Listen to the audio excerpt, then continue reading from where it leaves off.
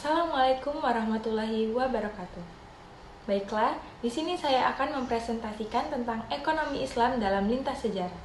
Perkenalkan, nama saya Niken Anggraini dari kelompok 1 dengan NIM 230413700087. Pemikiran ekonomi Islam menurut ekonomi Barat dan ekonomi Islam. Joseph Schumpeter mengenalkan istilah Great Gap dalam perkembangan pemikiran ekonomi. Adanya kekosongan pemikiran ekonomi setelah lebih dari 5 abad. Setelah peradaban Yunani, tidak ditemukan adanya pemikiran ekonomi hingga pada masa Thomas Aquinas pada tahun 1225 sampai 1274 Masehi. Buku Summa Theologica dianggap yang pertama mengupas pemikiran ekonomi yang dianggap komprehensif sejak era Yunani. Pemikiran ini juga disampaikan oleh para cendekiawan barat seperti Eric Rawls, Spiegel, dan Theonin. Mereka berpendapat bahwa pandangan skolastik hanya merujuk pada pandangan Aristoteles dan tradisi Kristen Ibrani. Sedangkan menurut ilmuwan muslim pada masa ini memiliki beberapa fase, yaitu fase pertama, yakni masa fondasi. Fase kedua adalah masa pemikiran ekonomi Islam berkembang pesat. Fase ketiga adalah masa terjadinya stagnasi, dan yang terakhir adalah fase keempat adalah masa periode kebangkitan. Fase pertama ialah fase fondasi. Pada fase ini dipimpin oleh Nabi Muhammad SAW sampai beliau wafat.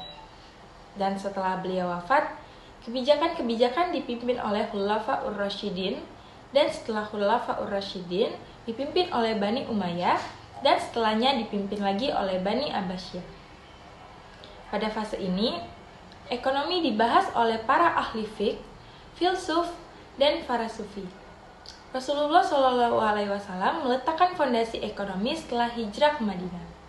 Diwajibkan pembayaran zakat pada tahun kedua setelah Rasulullah SAW hijrah ke Madinah. Mewariskan dua ajaran Islam, yaitu Al-Quran dan Sunnah. Pada zaman Khalifaur Rasyidin, khalifah setelah wafatnya Nabi Muhammad, yaitu khalifah yang pertama adalah Abu Bakar Asy-Siddiq. Abu Bakar Asy-Siddiq memiliki kebijakan yang sama dengan Rasulullah.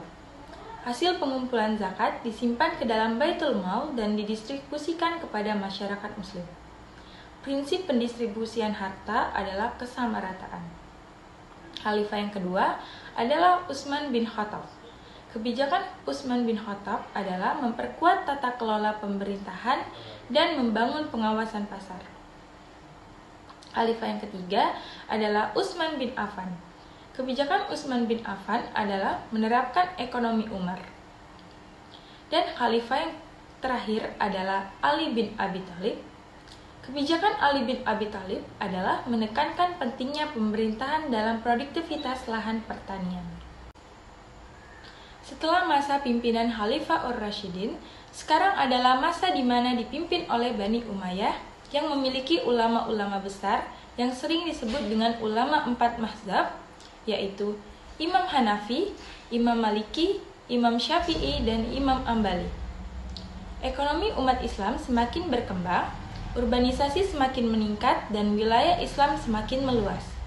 Didirikannya kantor biro oleh pemerintah seperti kantor pos, biro kesekretariatan, biro BUMN, dan lain-lain. Sekarang masuk di fase kedua di mana Islam sedang berkembang pesat. Pada fase ini terlahir tokoh-tokoh karya intelektual ekonomi, yaitu Al-Raghib Al-Astahani, yang kedua Abu Hamid Al-Ghazali, yang ketiga Ja'far Al-Dimashqi, Ibnu Taimiyah, yang keempat Ibnu Al-Khuwah, yang kelima Ibnu Khaldun, yang keenam Al-Maqrizi.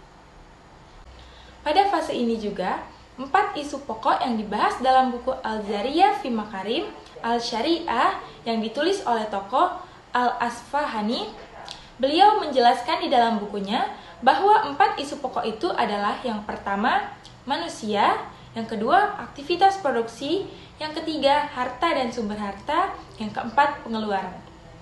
Tokoh Al-Ghazali menjelaskan yang pertama, fungsi uang, memperlakukan uang, larangan penimbunan uang, dan riba atas uang. Yang kedua, pembagian zuriyah, hajiyah, tahsiniyah. Yang ketiga, menjaga agama, jiwa, akal, keturunan, dan harta.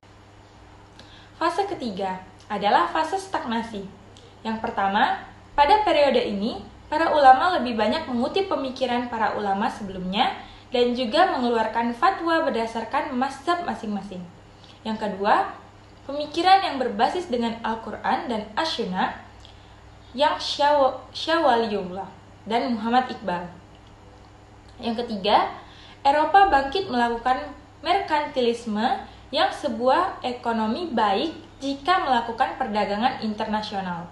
Yang keempat, Eropa melakukan 3G, yaitu gold atau emas, glory atau kejayaan, dan gospel atau menyebarkan agama Kristen.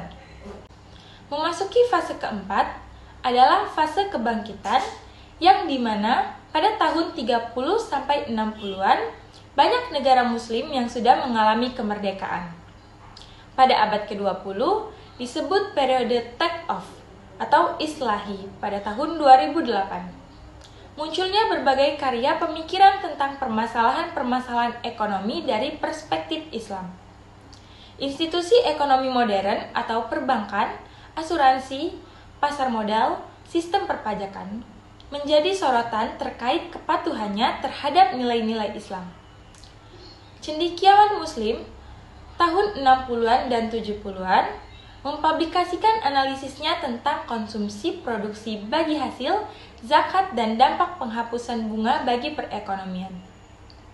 Baiklah, itu saja presentasi dari saya.